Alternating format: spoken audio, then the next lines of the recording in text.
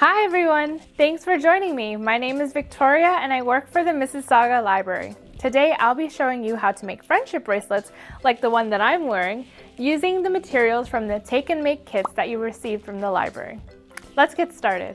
Inside each kit, you will find 4 different colored threads. Aside from the string, you will need some items from around your house. A pair of scissors, a ruler, a paper clip that will help undo any knots, and to secure your bracelet while you're working on it, a clipboard or a clip, or even a safety pin or a piece of tape. First, we will measure each piece of string. The bracelet we're making today has 4 colors, so using a ruler, we'll measure 36 inches for each color. If you're making a bracelet with only 2 colors, you will need to cut 2 pieces for each color for a total of 4 pieces. Once you have cut your 4 pieces of string, line up the ends and tie them together with a simple knot. Make sure you leave about 4 inches of string above the knot. This will help you later on when you've completed your bracelet and you're tying it on your wrist. Using your clipboard, clip the end of your bracelet to secure it in place. You can also use a piece of tape to tape the end down to your table, or a binder clip or safety pin to pin your bracelet down while you're working on it.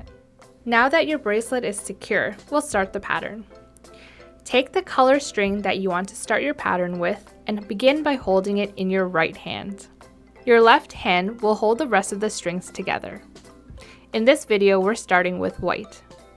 Wrap the white string around the back of your thumb and bring it under the string in your left hand and through the loop that you've created. Once you pull it through, release your thumb and pull the white string upwards to the top where the knot is. You will continue this 10 to 15 times, depending on how you want your pattern to look. The more times you do this using the same color, the larger the color block will be on your bracelet. Repeat with the next color and continue with your pattern. Here's a closer look. We finished with our white color block and we've moved on to the next color, which is green. We're holding our green thread in our right hand and the rest of the colors in our left hand. We'll take the green thread and wrap it around the back of our left thumb and pull the thread through the loop that you've created. Once you pull the thread through, you can release your thumb and bring the thread upwards towards the knot. When you're finished, you'll have something that looks like this. Now that you've completed your bracelet, you can give it to a friend. Here I'll show you how to tie your bracelet onto your friend's wrist using a simple double knot.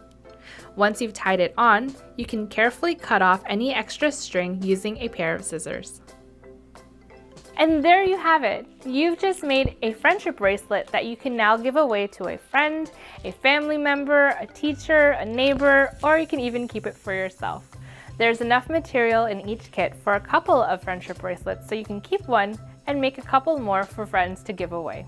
Don't forget to visit your local library or check online for books or ebooks about how to make other friendship bracelet designs. Thanks for joining me today. I hope you have a happy and safe March break.